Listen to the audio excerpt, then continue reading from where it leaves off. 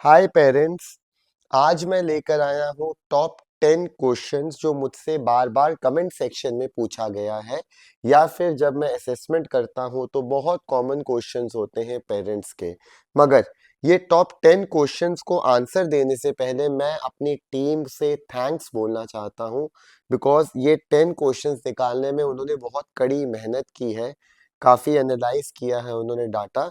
तो इस वीडियो को स्टार्ट करने से पहले ये वीडियो मैं बताना चाहूंगा कि बहुत ज़्यादा यूजफुल होने वाली है, बिकॉज कहीं ना कहीं ये सारे क्वेश्चंस आप लोगों से रिलेटेड ही होंगे। सबसे टॉप में जो क्वेश्चन पूछा गया है वो ये है कि my child is not sitting in one place, is it ADHD और जस्ट हाइपर एक्टिविटी। देखिए, मैं हाइपर एक्टिविटी की जगह ओवर एक्टिविटी ज़्यादा प्रेफर करूँगा। देखिए, एडीएचडी जो होता है वो बेसिकली एक डिसऑर्डर होता है। और अगर आपको डर लगता है, एक्चुअली हर पेरेंट को आजकल लगता है कि उसका बच्चा हाइपर एक्टिव है। तो अगर आपको लगता है कि आपका बच्चा हाइपर एक्टिव है तो आप एक काम कर सकते हैं, 15-20 दिन का आप एक प्रोग्राम बना सकते हैं अपने बच्चे का, जहाँ पे आप उससे एक्टिविटीज करवाइए और उसका 15 डेज तक देखिए कि उसके बिहेवियर में क्या चेंज आया है। बिकॉज अगर वो एडीएचडी का बच्चा है, और जैसे मैंने आपको बोला है कि एडीएचडी एक डिसऑर्डर है, तो वहां पे आप रिजल्ट्स इतने अच्छे और इतने जल्दी नहीं मिल पाएंगे आपको। और अगर आपके बच्चा ओवर एक्टिव है बिकॉज आप एज अ पेरेंट उसको प्रॉपरली स्ट्रक्चर नहीं कर पाए, और अगर आपने 15 दिन ये वाला प्लान फॉलो किया, तो आप देखेंगे कि जब अपने बच्चे को प्रॉपरली टाइम दिया है और एक्टिविटीज करवाई है एज अप्रोप्रिएट, तो उसका अटेंशन में बहुत इंप्रूवमेंट आया है। इनफैक्ट उसकी जो ओवर एक्टिविटी है वो कहीं ना कहीं कंस्ट्रक्टिव वे में कन्वर्ट हो गई है। वेल, ये तो एक बहुत सिंपल क्वेश्चन, सिंपल आंसर है। और अगर मैं इसके डिटेल में जाऊं तो मैं यही बोलूंगा कि आप एक चीज का ध्यान रख सकते हैं कि एडीएचडी या हाइपर एक्टिविटी या ओवर एक्टिविटी है तो इसमें आपको आई कांटेक्ट का ध्यान रखना है, बिकॉज एडीएचडी में इतना सस्टेन्ड आई कांटेक्ट आपको नहीं मिलेगा। प्लस आपको देखना है कि बच्चे में स्टेबिलिटी कितनी है, कि वो कितना ठहराव के साथ चेयर पे बैठ रहा है, कितने ठहराव के साथ वॉक कर रहा है। तो ये थोड़ी सी चीजें आप ध्यान रखिए। एंड अगेन, इसमें मैंने बहुत अच्छी एक वीडियो बनाई हुई है, तो आप उसमें जाएंगे तो क्लियरली डिटेल में आपको पता लग जाएगा कि एडीएचडी और नॉर्मल हाइपर एक्टिविटी में फर्क क्या। तो जो दूसरा सबसे कॉमन क्वेश्चन मुझसे पूछा गया है वो ये है कि my child speech is delayed, does he और she also needs occupational therapy. मतलब अगर मेरे बच्चे की स्पीच डिले है तो क्या उसको ओटी चाहिए। वेल, मैं यही बोलूंगा कि अगर आपको शक है कि उसको ऑक्यूपेशनल थेरेपी नहीं चाहिए, तो बेटर है कि आप सबसे पहले स्पीच थेरेपिस्ट के पास ही जाइए और देखिए कि आपका स्पीच थेरेपिस्ट क्या कह रहा है। बिकॉज अगर सिर्फ स्पीच की प्रॉब्लम है और वो सेशन ले रहा है, और अगर उसको लगता है कि सेशन लेते हुए बच्चे में किसी भी तरीके की सिटिंग प्रॉब्लम नहीं है, लर्निंग प्रॉब्लम्स नहीं है, मेमोरी प्रॉब्लम्स नहीं है, आर्टिकुलेशन की प्रॉब्लम्स नहीं है, तो डेफिनेटली मुझे लगता है कि आपके बच्चे को सिर्फ स्पीच रिलेटेड प्रॉब्लम होगी और ओटी रिलेटेड प्रॉब्लम इतनी नहीं होगी। सेकेंड ऑप्शन ये है कि आप अपने पीडियाट्रिशियन से पूछ सकते हैं। इनफैक्ट वो चेक करके बता सकते हैं आपके बच्चे के माइलस्टोन्स को और प्रिमिटिव रिफ्लेक्सेस को, और सोशल में जो भी ऑटिज्म के जो बेसिक ट्रेट्स होते हैं, वो एक पीडियाट्रिशियन देख के आपको बता सकता है कि आपके बच्चे को सिर्फ स्पीच की ज़रूरत है या फिर उसको ऑक्यूपेशनल थेरेपी की भी ज़रूरत है। तो अगर आपको कुछ शक लग रहा है तो आप प्लीज़ पहले थेरेपिस्ट और पीडियाट्रिशियन के पास जाइए, स्पीच थेरेपिस्ट के पास। और अगर आपको लगे कि नहीं और कुछ भी इश्यूज आ रहे हैं, जैसे eye contact, name response, socialization poor है, बिहेवियर इश्यूज हैं, तो बिल्कुल टाइम वेस्ट मत करिए, सीधा पहले ओटी के पास आइए and then gradually speech therapist की तरफ आप मुड़िए। और जो तीसरा मोस्ट कॉमन क्वेश्चन है वो है, why does my child avoids writing or say my hands hurt while writing. Now, ये मैंने अभी राइटिंग के ऊपर एक वीडियो डाली है, बहुत अच्छे रिस्पॉन्स आए, तो thank you for it. Basically अगर बच्चा राइटिंग अवॉइड कर रहा है या वो कह रहा है कि राइटिंग करते हुए मेरा हाथ दर्द हो रहा है, या इनफैक्ट आप देखेंगे कि बार बार वो अपने हैंड्स को चेंज कर रहा है, तो हो सकता है कि डेफिनेटली उसकी हैंड्स की मसल इतनी अच्छी डेवलप नहीं हुई। अब यहाँ पे एज भी बहुत इंपॉर्टेंट फैक्टर है, बिकॉज अगर ये 2-3 साल का बच्चा कंप्लेन कर रहा है या 4 साल का बच्चा कंप्लेन कर रहा है, तो प्रैक्टिस करवाइए। मगर ये कंप्लेन अगर 7-8 साल का बच्चा कर रहा है तो कहीं ना कहीं आप उसका डिस्ग्राफिया का भी चीज को ध्यान में रखिए, जहाँ पे राइटिंग डिसऑर्डर्स होते हैं। तो करना क्या है हमें इसमें, अगर आपका बच्चा क्लियरली बोल रहा है कि उसके हाथ दर्द हो रहे हैं, तो सिंपली उसकी हैंड्स की मसल इतनी ज्यादा स्ट्रांग नहीं है। लेकिन पेरेंट्स, हैंड की मसल स्ट्रांग करने से पहले उसका शोल्डर को स्ट्रांग करना इंपॉर्टेंट है। मैंने फाइन मोटर के ऊपर एक वीडियो बनाई है जहाँ पे टॉप 10 फाइन मोटर एक्टिविटीज दी है मैंने, जिससे कि आप अपने बच्चे को करवा के उसके फिंगर्स को स्ट्रेंथन कर सकते हैं। प्लस शोल्डर एक्टिविटीज पे काम करिए, उसकी endurance ball activities catching and throwing करवाइए। और जितना ज्यादा आप फाइन मोटर अपने बच्चे को करवाएंगे, उतना ही उसकी स्ट्रेंथनिंग होगी फिंगर्स की, और उसकी राइटिंग में आप इम्प्रूवमेंट देखें। अब जो चौथा सबसे ज्यादा कॉमन क्वेश्चन पूछा गया है वो ये है कि my child is intelligent but not performing well in school, why? कि मेरा बच्चा इंटेलिजेंट तो है लेकिन वो स्कूल में परफॉर्म नहीं कर पा रहा। नाउ ये ना सबसे कॉमन क्वेश्चन होता है उन पेरेंट्स का जिनके बच्चे क्लास 1 तक होते हैं, मतलब वो जो नर्सरी और क्लास 1 के होते हैं। बिकॉज उनके लिए इंटेलिजेंस का मतलब होता है कि उनके बच्चे को अल्फाबेट्स आते हैं, नंबर्स आते हैं, कलर्स आते हैं, शेप्स आते हैं, तो वो बहुत इंटेलिजेंट है। जी ऐसा नहीं है, बिकॉज आजकल हम मोबाइल से बच्चे ऑटोमेटिकली ये चीजें सीख लेते हैं। तो ये सीखने का मतलब नहीं है कि वो इंटेलिजेंट है।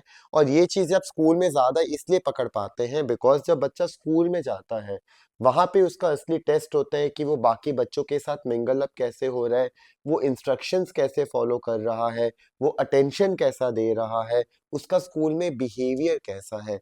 तो parents, one of the reasons जो इंटेलिजेंस आप समझते हैं ना कि बेसिक एकेडमिक स्किल्स आ जाते हैं, वो आजकल इतने अच्छे अच्छे एप्स हैं जो मोबाइल में या जो वीडियोस हैं उससे बच्चे ऑटोमेटिकली सीख जाते हैं।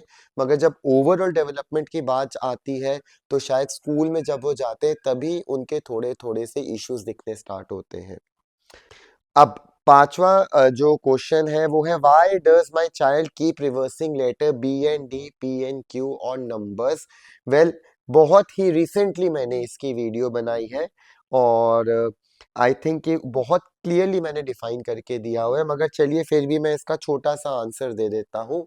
वन ऑफ द रीजंस होता है, देखिए अगर 7 साल तक बच्चा कर रहा है तो उसको एक्सेप्ट करिए आप चीज़ों को, एंड सेकेंडली उसको प्रैक्टिस कराते रहिए। But one of the reasons हो सकता है कि अगर बच्चे को किसी भी तरीके का डिसलेक्सिया या डिस्ग्राफिया है, that can be one of the reasons. या फिर उसके जो ब्रेन के दोनों हेमिस्फीयर्स है उनकी मैच्योरिटी प्रॉपर नहीं हो पा रही है, या फिर उनमें कोई सेंसरी प्रॉब्लम हो सकती है जैसे कि टेक्टाइल रिलेटेड प्रॉब्लम हो सकती है, या फिर उन बच्चों में लेफ्ट राइट ओरिएंटेशंस के बारे में इतना ज़्यादा नहीं पता, उनका जो विजुअल परसेप्शन है वो इतना ज़्यादा स्ट्रांग नहीं है, या फिर उनकी मेमोरी स्ट्रांग नहीं है। वेल, मैंने आंसर बहुत क्विकली दिया है मगर इसके ऊपर बहुत डिटेल वीडियो मैंने बनाई हुई है, आपको इसका आंसर क्लियर कट उसमें मिल जाएगा। जो सिक्स्थ क्वेश्चन है, that is my child is very sensitive to touch, sound और crowd, is it normal? well, parents, मैं ना एक काम करूंगा, मैं जैसे 10 कॉमन क्वेश्चंस लेकर आया हूँ, मैं नेक्स्ट वीडियो में ट्राई करूंगा कि अपनी टीम को मैं इनफैक्ट बोलूंगा कि 10 कॉमन सेंसिटिव रिलेटेड क्वेश्चंस के वो लेकर आए, ताकि मैं उसके भी आंसर दे पाऊं। वेल, इनफैक्ट चलिए फिलहाल जो क्वेश्चन पूछा गया मैं उस पे आता हूँ कि मेरा बच्चा बहुत सेंसिटिव है टच, साउंड और क्राउड से, इज इट नॉर्मल? वेल, अगर वो सेंसिटिव है, अगर वो बहुत छोटा बच्चा और आप कहीं पहली बार उसको ले गए हैं और वो पहली बार ऐसा कोई इश्यू दिखा रहे हैं तो इट्स फाइन। मगर अगर आपका बच्चा 3-4 साल का है और वो बार बार इतना ज्यादा इश्यूज दिखा रहा है टच के रिलेटेड, कि वो टच को या अवॉइड कर रहा है या बहुत ज्यादा सीख कर रहा है, साउंड बहुत ज्यादा प्रोड्यूस कर रहा है या छोटे छोटे साउंड से भी डर रहा है, या फिर वो क्राउड में जाता है तो बहुत ज्यादा ओवर स्टिमुलेट हो जाता है या बहुत ज्यादा एंजाइटी के साथ आपको चिपका रहता है, आपसे हटता नहीं है, well, these can be signs of autism और may be any related developmental disorder. इस चीज को सीरियस ले लीजिए, पीडियाट्रिशियन से डिस्कस करिए, और आजकल ऑटिज्म को समझना बहुत आसान है, पढ़िए। और अगर आपको लगता है कि और भी साइंस एंड सिम्टम्स ये मैच करते हैं, तो प्लीज जल्दी से उसका असेसमेंट कर। चलिए, जो सेवेंथ सबसे कॉमन क्वेश्चन पूछा गया है वो है, how much screen time is too much and how does it effect my child's brain? Oh my god, ये इसका क्या जवाब दूं मैं कि कितना screen time is too much? Well, I think एक दिन में 15 मिनट से आधे घंटे का screen time will be enough for any child. इससे ज्यादा देना I think is not good. हो सकता है कई डॉक्टर्स या थेरेपिस्ट जो सुन रहे होंगे वो बोल रहे होंगे आप कैसे कह रहे हैं कि बच्चे को मोबाइल देना चाहिए। बट कुछ चीजों का ध्यान रख सकते हैं आप कि जब बच्चा मोबाइल में इन्वॉल्व हो तो बीच बीच में उसके साथ बात करके टोकिए उसको, और देखिए कि क्या वो बिल्कुल एनग्रॉस्ड है, या जैसे ही आपने कुछ रिस्पॉन्स मांगे या नाम लिया तो वो आपकी तरफ देख रहा है। तो अगर आपको लगे कि बहुत ज्यादा इनग्रॉस नहीं है तो आप दे सकते हैं, ऐसी कोई प्रॉब्लम नहीं है। How does it effect my child's brain? Again मैंने सब वीडियोस बनाई हुई हैं।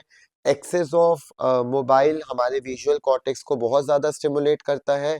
जितना ज्यादा विजुअल कॉर्टेक्स स्टिमुलेट होगा, बाकी सेंसेस को दबाएगा, मेरे मोटर स्किल्स पुअर होंगे, तो ऑब्वियसली इफेक्ट तो बहुत बुरा है। मगर फिर भी अगर ध्यान से यूज कर सकते हैं तो टेक्नोलॉजी को यूज करिए, कोई टेंशन नहीं है उस चीज में। नाउ जो एट्थ बहुत कॉमन क्वेश्चन है, will my child outgrow these problems? I hope these problems का मतलब ऑटिज्म को रिलेटेड होगा। And do we need therapy? Well, बहुत इमोशनल क्वेश्चन है ये। बट मैं डेफिनेटली बोलूंगा कि अगर बच्चा छोटा है तो पेरेंट्स आप इतना मत सोचिए, straight away early early intervention में उसको डालिए। क्योंकि एक टाइम था कि ऑटिज्म बहुत सीवियर लेवल पे होता था, मगर आज जो ऑटिज्म के बच्चे होते हैं वो बोल पाते हैं, वो इंडिपेंडेंट हो जाते हैं। तो अगर अपना प्राइमरी गोल और सबसे पहला गोल अगर आप रखते हैं कि मेरा बच्चा बोले और मेरा बच्चा इंडिपेंडेंटली अपना काम करे, तो डेफिनेटली वो आउटग्रो कर सकता है ऑटिज्म को कई हद तक, अगर वो इंडिपेंडेंट हो गया। और अगर आपको थेरेपी चाहिए या नहीं चाहिए, वेल, मैं यही बोलूंगा कि थेरेपी आप इतनी रेगुलर करवाएं ना करवाएं वो तो डिपेंड करता है आप कौन से स्टेट में और किस थेरेपिस्ट से करवा रहे हैं। But definitely professional help help आपको डेफिनेटली चाहिए। तो कंसल्ट करिए, प्रॉपर होम प्लान लीजिए और उसको प्रॉपरली फॉलो करिए। नाउ बहुत एक रियलिस्टिक एक्सपेक्टेशन वाला क्वेश्चन है ये कि कितने दिनों तक ऑक्यूपेशनल थेरेपी से मेरे बच्चे में इफेक्ट आ जाना चाहिए? वेल, अगेन ये डिपेंड करता है कि आप किस एज में अपने बच्चे को लेकर आए हैं, और ये डिपेंड करता है कि आपका बच्चे का जो ऑटिज्म का लेवल है वो माइल्ड, मॉडरेट या सीवियर लेवल पे है। बट ये उस चीज पे भी डिपेंड करता है कि जो ऑक्यूपेशनल थेरेपिस्ट आपके बच्चे को हैंडल कर रहा है उसका प्राइमरी गोल क्या है। वेल, मैं आपको बताना चाहूंगा, जब मैं किसी बच्चे को लेता हूँ ना, और जैसे मैंने एक दो सेशंस लिए या इनफैक्ट मैं ऑनलाइन सेशन भी पेरेंट्स का लेता हूँ ना, तो मैं सबसे पहले एक गोल देता हूँ कि 1 महीने के अंदर आपके बच्चे में ये चेंज जरूर आना चाहिए, डिपेंडिंग अपॉन कि हम किस गोल पे वर्क कर रहे हैं। किसी बच्चे का आई कांटेक्ट गोल हो सकता है, नेम रिस्पॉन्स हो सकता है, और किसी बच्चे का हैंडराइटिंग या मोटर स्किल्स गोल्स हो सकता है, डिपेंड करता है। बट डेफिनेटली 1 महीना का जो स्पैन होता है ऑक्यूपेशनल थेरेपी का, लाइफ लाइक क्या मैं ये बोलूँ 1 महीना या फिर 10 से 12 सेशंस के बीच में आपको आपके बच्चे में डेवलपमेंट डेफिनेटली दिख जानी चाहिए। और जो 10th सबसे कॉमन क्वेश्चन पूछा गया है, that is what can I do at home daily to help my child improve? घर पे मैं क्या कराऊं? वेल पेरेंट्स, बहुत इजी, आई थिंक कि हर थेरेपिस्ट यही आंसर देगा आपको कि घर का काम करवाओ, और घर के काम में भी सबसे पहले बच्चा अपना काम करना सीखे। आप उसका बैकपैक मत करो, आप उसे कपड़े मत पहनाओ, आप उसे ब्रश मत करवाओ। इनफैक्ट ट्राई करो कि धीरे धीरे आप प्रैक्टिस करवाइए ताकि वो इन सब चीज़ों में इंडिपेंडेंट हो जाए। यही ओटी का प्राइमरी गोल है।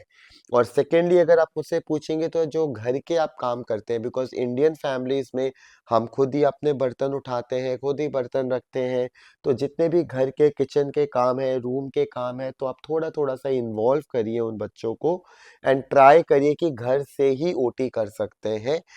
मुझे याद है कि एक वीडियो बनाई है जहाँ पे मैंने 10 होम एक्टिविटीज के ऊपर बनाई हुई है। आप देख सकते हैं वहां पे जाके कि कितनी घर की इजी, लाइक कपड़े के क्लिप से लेके हम लोगों ने करछी से लेके सबसे ही थेरेपी बना ली है। तो घर का काम is the best occupational therapy you can do for your kid. Well parents, I am very happy to give answers of these questions because ये बहुत रेलिवेंट क्वेश्चंस आप लोगों ने पूछे हैं। तो I think I am very happy. And कई questions और भी होंगे, तो प्लीज आप अपने क्वेश्चंस लिखते रहिए। और अगर होगा तो मैं ऐसे वीडियोस और बनाऊंगा जहाँ पे कॉमन क्वेश्चंस के मैं आंसर दे पाऊँ। वेल ये वीडियो बनाते हुए मुझे लगा कि मुझे 10 बहुत कॉमन सेंसिटिव क्वेश्चंस के ऊपर भी वीडियो बनानी चाहिए, जो कि शायद आप लोगों के लिए बहुत हेल्पफुल हो।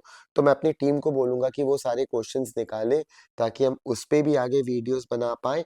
और ढेर सारी और एजुकेटिव वीडियोस भी आएंगे जो आपको अपने बच्चे को समझने में आसानी देंगे। तो प्लीज़ मेरे चैनल को सब्सक्राइब करिए और प्लीज़ ज़्यादा से ज़्यादा शेयर करिए। Thank you.